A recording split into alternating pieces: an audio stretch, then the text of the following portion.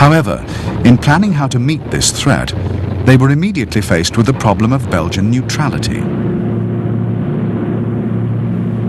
The Belgians were afraid of provoking Germany by being seen to align themselves with Britain and France. They were also worried that a close alliance with France would antagonize their Flemish population, who harbored strong anti-French sentiments. They therefore pursued a policy of strict neutrality. Allied troops were forbidden to enter Belgium unless the country was actually attacked.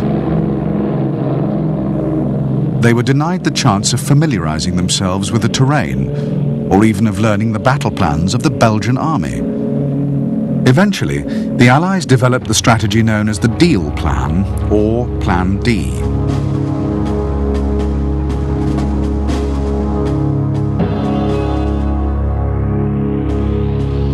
Once the Germans attacked, the French 1st and 7th Armies and the BEF, the most mobile Allied forces, would advance into Belgium and occupy a line running from Antwerp to Namur along the Deal River.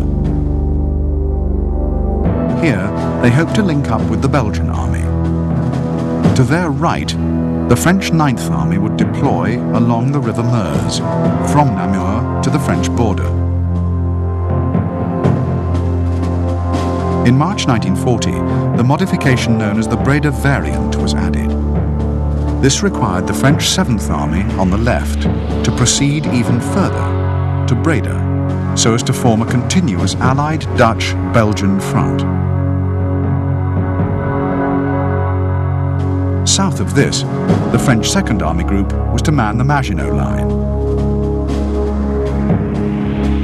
And in the centre of the Allied position, a small covering force of 5 divisions would be stationed behind the Ardennes forest. Because the Ardennes was considered impassable, no anti-tank or anti-aircraft weapons were given to these troops. To the north, both Belgium and Holland had evolved their own independent strategies to counter a German invasion. Belgium's first line of defence ran along the Albert Canal. Its linchpin was the formidable Fort Ebony Mail, and there were fieldworks with machine gun posts every 500 to 800 yards. But the Belgians did not expect to be able to hold this line for long. They subsequently planned to fall back on a line from Antwerp to Namur, known as the KW line. The same line that the French would advance to as part of their Deal Plan.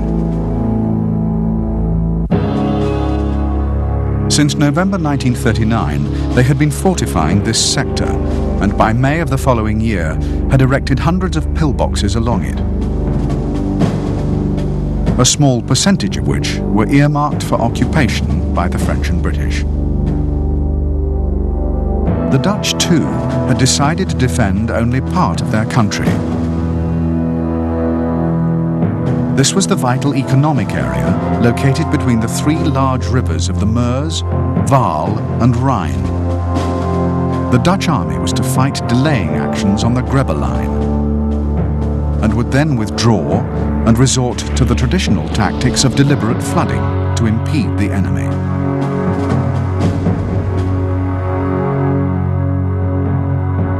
The Allies' prospects of repelling the German invasion would depend entirely on factors beyond their control.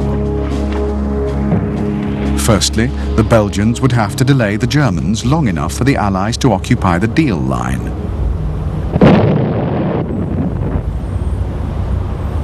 Next, there would have to be perfect coordination between the various forces. This coordination would have to be worked out in the very heat of battle. Above all, the Germans would have to attack precisely where the Allied strategists expected they would.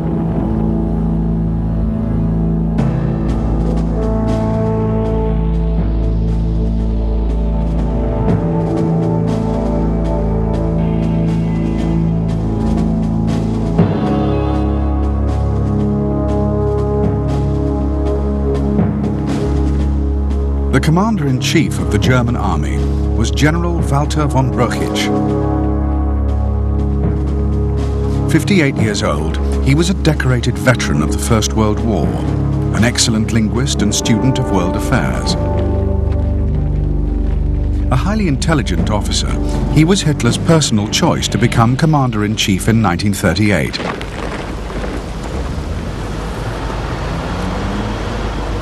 However, he lacked the strength of character to stand up to Hitler.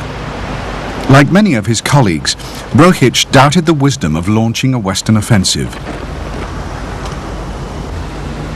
When he voiced these doubts to Hitler, he was so fiercely berated, he never again dared to question the Führer's directives.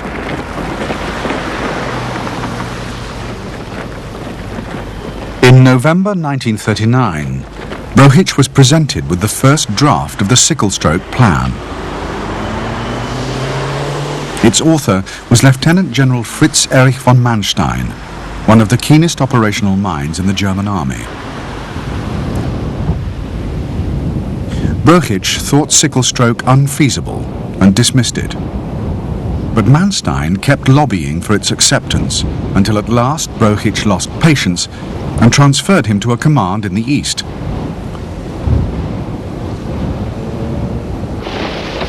Soon afterwards, in February, Manstein met Hitler and described his plan to him. The very next day, Brochich was ordered to adopt sickle-stroke, which the Führer presented as his own idea.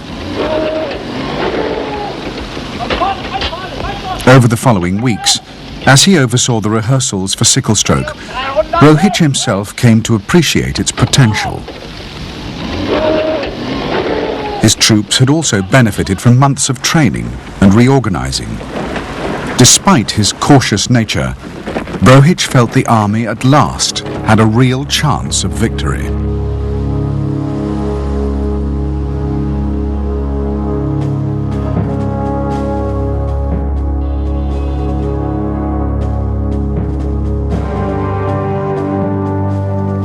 The supreme commander of the Allied forces in France was General Maurice Gamelin. He was aloof and felt ill at ease amongst his troops. He preferred to spend his time at his headquarters, cut off from the men.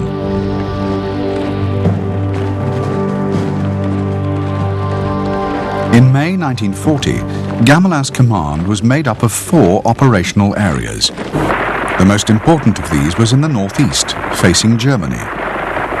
Gamelin retained direct control of planning and strategy, leaving his frontline commanders in charge of operations and liaisons with each other.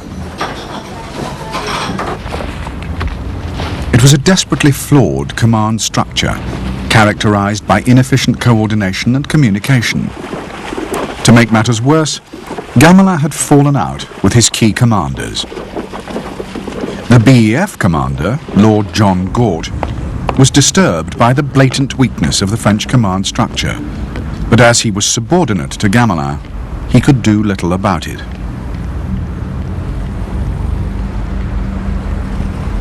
Gamelin had been a staff officer during the First World War, and the strategies of that era still dominated his outlook. He believed that infantry still reigned supreme on the battlefield. He discounted the idea that tanks, on their own, could breach a continuous line of defense. As the lessons of the Polish campaign were pondered, he confidently asserted that his forces could contain and cut off any possible breakthrough by panzers. Gamelin's passive strategy infuriated France's new Prime Minister, Paul Reynaud, who called him a nerveless philosopher. Twice in April, and again on the very eve of the German invasion, he tried to have Gamelin dismissed.